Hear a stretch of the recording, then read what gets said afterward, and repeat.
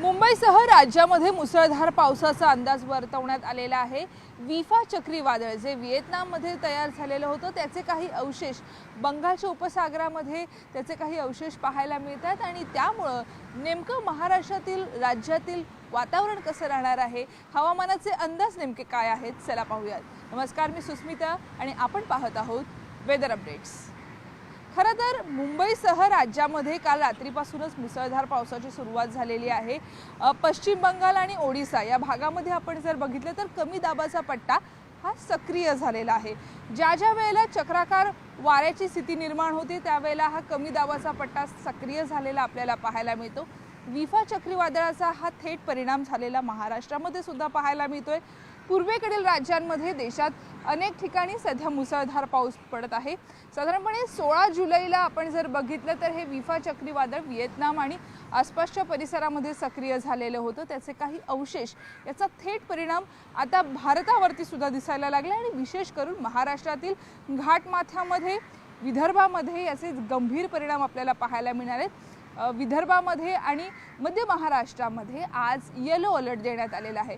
मुळातच yellow alert म्हणजे काय तर मध्यम स्वरूपाचा पाऊस हा अनेक ठिकाणी होणार आहे। परंतु तळ कोकणाचा जर विचार केला तर तळ कोकणामध्ये आपण बघितलं तर रायगड, रत्नागिरी, सिंधुदुर्ग ह्या भागामध्ये ऑरेंज अलर्ट देण्यात आलेला आहे।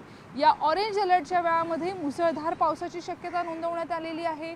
घाटमाथ्यामध्ये जर आपण बघितलं तर काही ठिकाणी विशेष करून पुण्यापासून सातारा, सांगली या परिसरामध्ये जर आपण बघितलं तर पावसाचा जोर हा हलक्या स्वरूपाने वाढलेला आपल्याला पाहायला मिळणार आहे।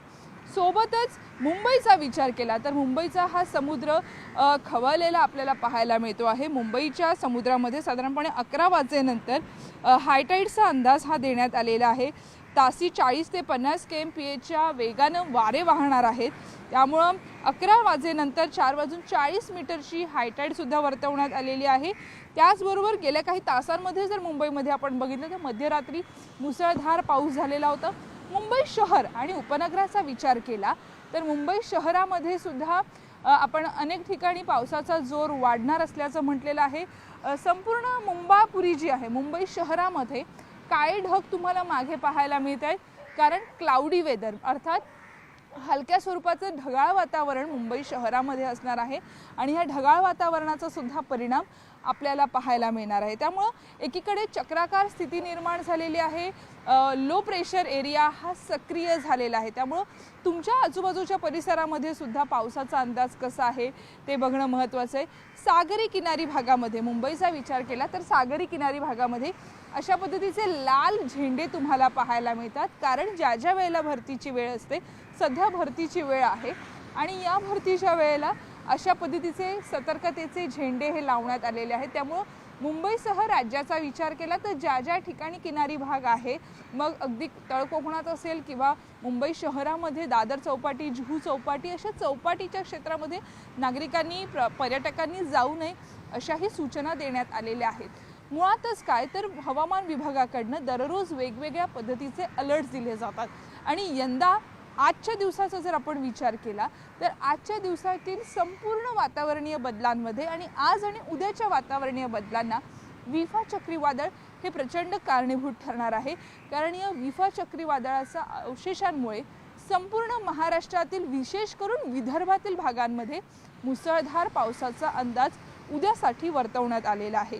ज्या वेळेला कमी दाबाचा पट्टा सक्रिय होतो पश्चिम बंगालच्या उपसागरामध्ये त्यावेळेला त्याचे थेट परिणाम विदर्भातील वातावरणात पाहायला मिळतात। विदर्भ आणि उत्तर महाराष्ट्र, तर उत्तर महाराष्ट्रामध्ये हलक्या स्वरूपाच्या पावसाच्या सरींचा अंदाज आहे।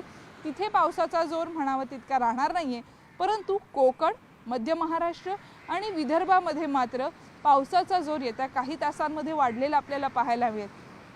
तुमच्या आजूबाजूच्या परिसरामध्ये तुमच्या जिल्ह्यामध्ये नेमका पावसाचा अंदाज कसा आहे, तुमचा अनुभव काय आहे हे आम्हाला नक्की कमेंट करून कळवा, कारण या वेदर अपडेट्समुळे आपल्याला कळणार आहे की ज्या पद्धतीचे हे अलर्ट्स येत आहेत यातनं किती फायदा, किती मोठा परिणाम आपल्या आजूबाजूच्या वातावरणात होणार आहे। अनेक शेतकऱ्यांना सुद्धा हे दररोज आपण वेदर अपडेट्स देणार आहोत, ज्यामुळं बदलणाऱ्या वातावरणासोबत नेमके वातावरणीय बदल काय आहेत हे देखील आपल्याला स्पष्ट होतील।